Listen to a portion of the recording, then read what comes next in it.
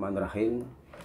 Assalamualaikum warahmatullahi wabarakatuh. Kali ini kita akan membahas tentang pembahasan tafsir daripada surat Ad-Dukhan dalam kitab tafsir Jalaluddin atau Jalaluddin As-Suyuti Jalaluddin Al-Mahalli.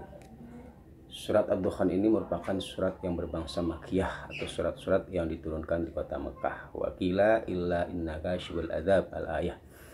Kecuali dari ayat innaka syibul adzab qalilan innakum a'idun. Sebagian ulama mengatakan ayat ini bukan ayat yang berbangsa Makkiyah. Berarti ayat tersebut adalah ayat yang berbangsa Madaniyah atau ayat yang diturunkan kota Madinah.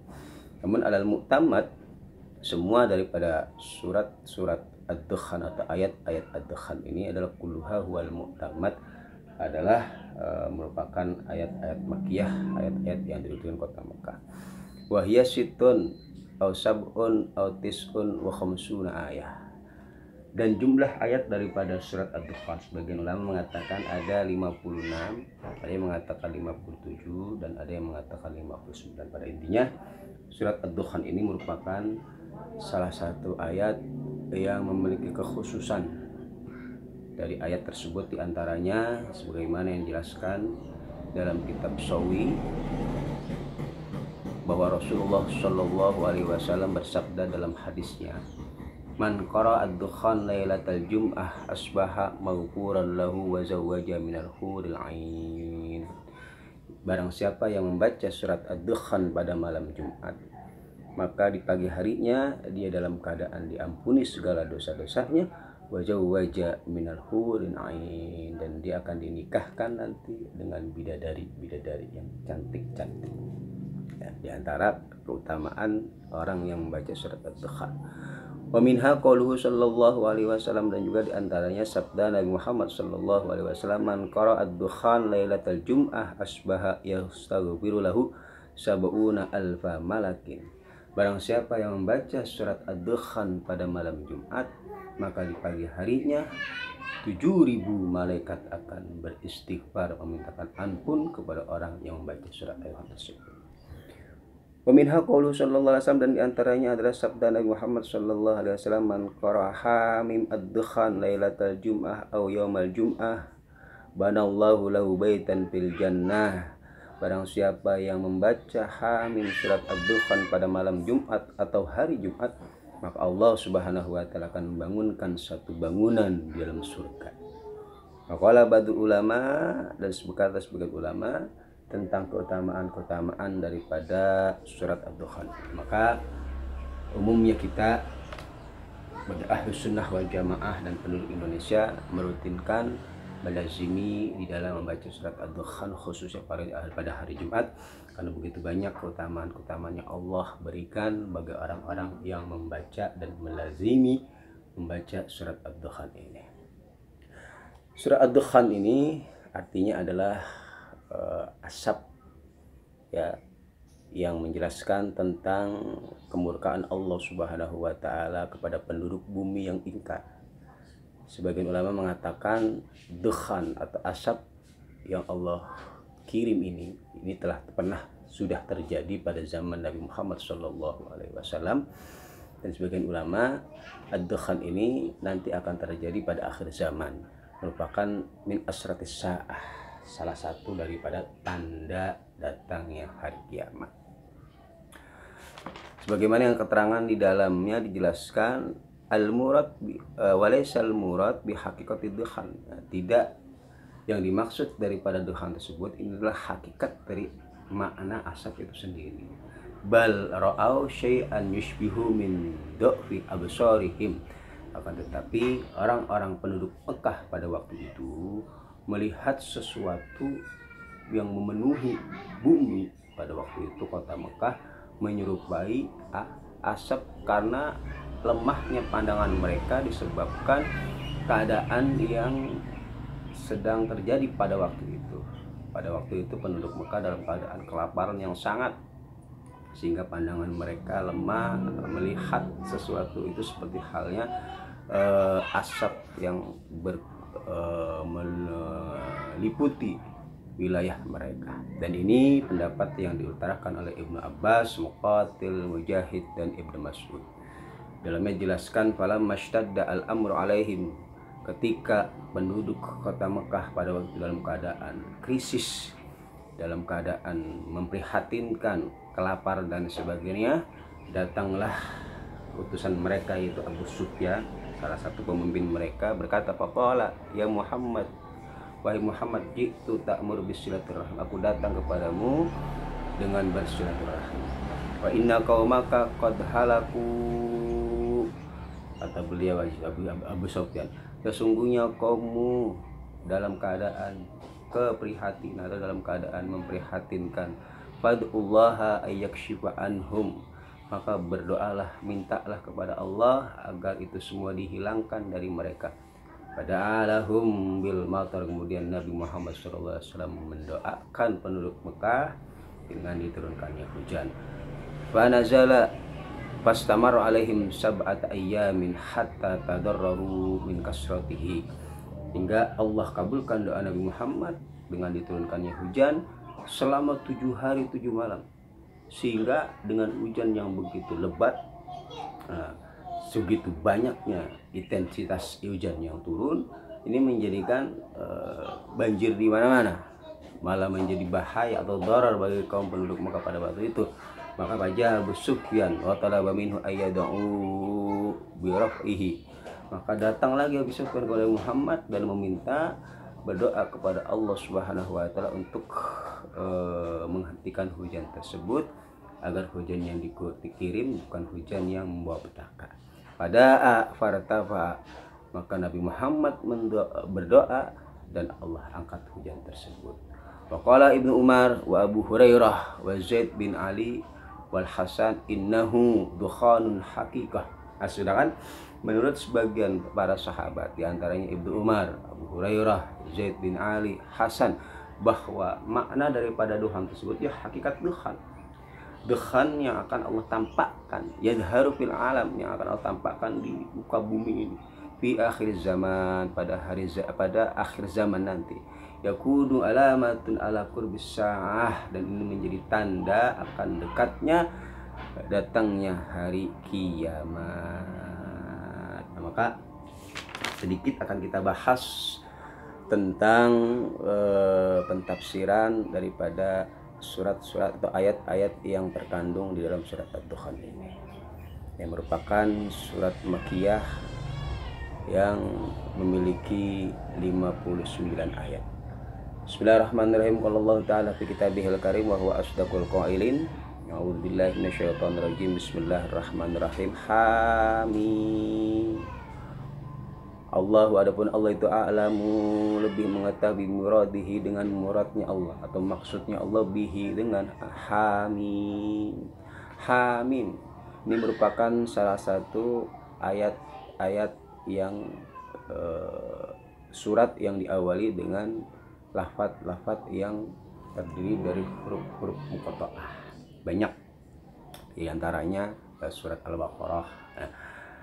Dalam mengartikan atau mentafsiri tentang ayat-ayat atau surat-surat yang diawali dengan huruf-huruf muqatta'ah, ulama, terutama ulama-ulama terdahulu as-salafun as-saleh, mengembalikan makna dan arti daripada hamim ini dan ayat-ayat yang lainnya hanya Allah Subhanahu wa taala yang mengetahui maksud makna daripada hamim itu sendiri. Namun sebagian ulama ya mengartikan atau mentafsirkan daripada lafaz hamim ini adalah ismun min asma'illah, satu nama dari nama-nama Allah Subhanahu wa taala. Wakilah ada yang mengatakan lagi mafatihu khazainihi, yaitu kunci daripada sirrun min asrarillah, kunci daripada rahasia-rahasia nama daripada nama Allah Subhanahu wa taala. Maka kita dapati begitu banyak di dalam aurat-aurat, hizib-hizib yang di situ mengandung bacaan baik itu hamim, kaf, ha, ya, ain, shad ya, dengan melihat dari makna yang sebagian ulama mengatakan merupakan kunci daripada sir min asrarillah. Wakila ismullahil a'zam. Dan sebagian ulama mengatakan bahwa Hamim ini merupakan satu nama Allah yang agung, Ismul A'zam. Ya. Wakila mafatus suar, dan yang mengatakan lagi bahwa Hamim ini merupakan kunci dari setiap surat yang ada dalam Al-Quran. Wakila kullu harfin minhu yushiru ila kulli ismin min asma'ihi ta'ala. Sebagian ulama mengatakan lagi bahwa Hamim ini merupakan susunan dari huruf-huruf muqatta'ah tersebut adalah memberikan isyarah kepada setiap nama dari nama-nama Allah Subhanahu wa taala yang didahului dengan ha, seperti Hamid, Halim, Hakim, dan lain sebagainya. Kemudian mim, yaitu seperti Malik, Majid, Manan, dan lain sebagainya.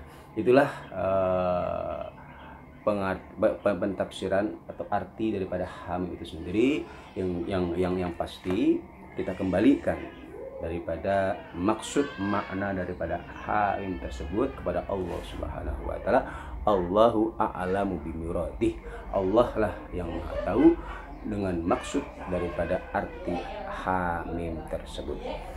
Wal kitabi, demi Alkitab Al-Qur'ani, maksudnya Al-Qur'an al-mubini yang menampakkan, al-mudhiri maksudnya yang menampakkan, al-halala pada perkara yang halal, minal harami dari perkara yang haram. Demi Al-Qur'an yang menampakkan ya antara perkara yang halal dari hal-hal yang diharamkan. Dalam hadis Nabi Muhammad SAW dikatakan al-halalu bayyin wal haramu bayyin, bahwa barang halal itu jelas, barang haram itu jelas. Di antara kedua barang tersebut ada yang namanya barang-barang syubhat. Maka kita dianjurkan untuk meninggalkan barang-barang syubhat, karena seorang yang sering terjerumus pada hal-hal yang syubhat, maka dikhawatirkan dirinya akan terjerumus kepada perkara-perkara yang diharamkan. Ya Allah ya Karim, inna sungguhnya kami itu anzalnahu, menurunkan kami pada Al-Quran fi lailatin mubarakatin, pada malam yang diberkahi. Wahia, adapun lailah mubarakah itu lailatul qadri, malam lailatul qadr, atau lailatul nisfi, atau malam separuh min sya'bana, dari bulan Sya'ban.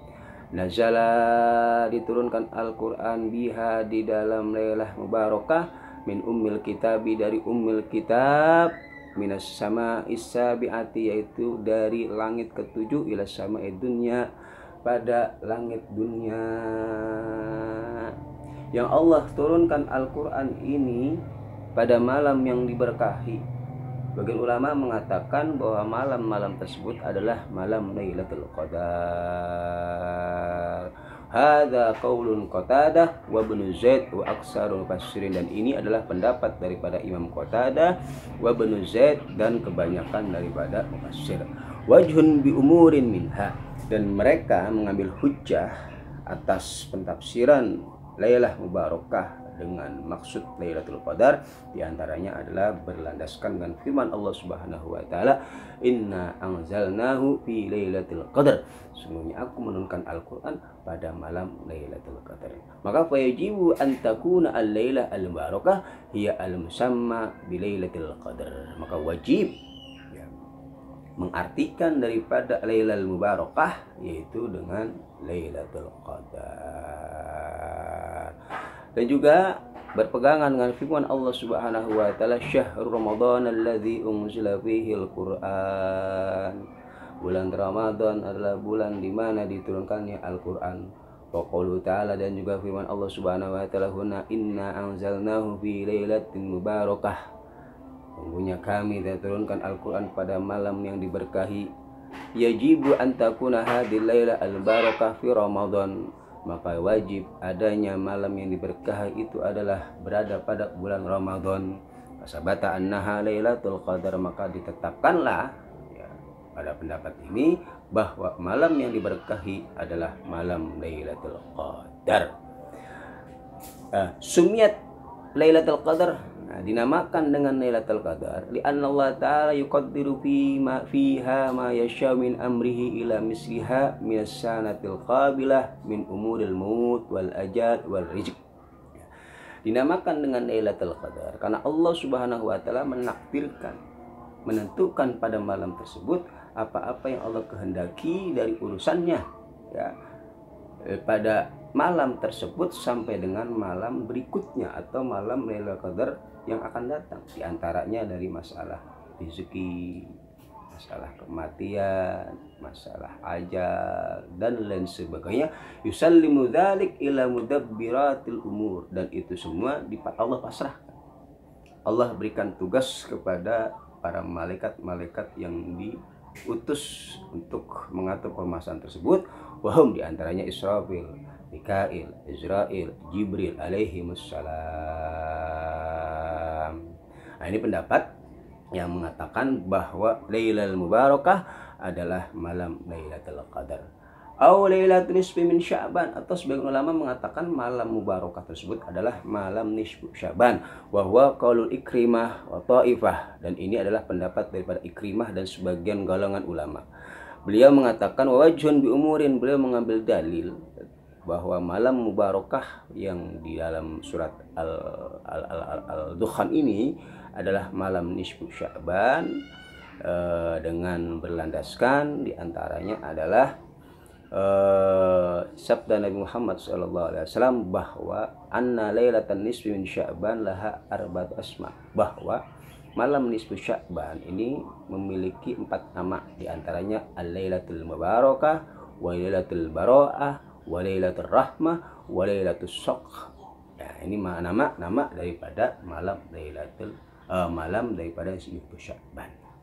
Kemudian juga beliau berlandaskan dengan hadis Nabi, ya, tentang keutamaan seorang yang beribadah pada malam Lailatul Qadar, pada malam nisfu Sya'ban. Warada, ya, dalam hadis Nabi dikatakan man shalla fiha mi'ata rakaat,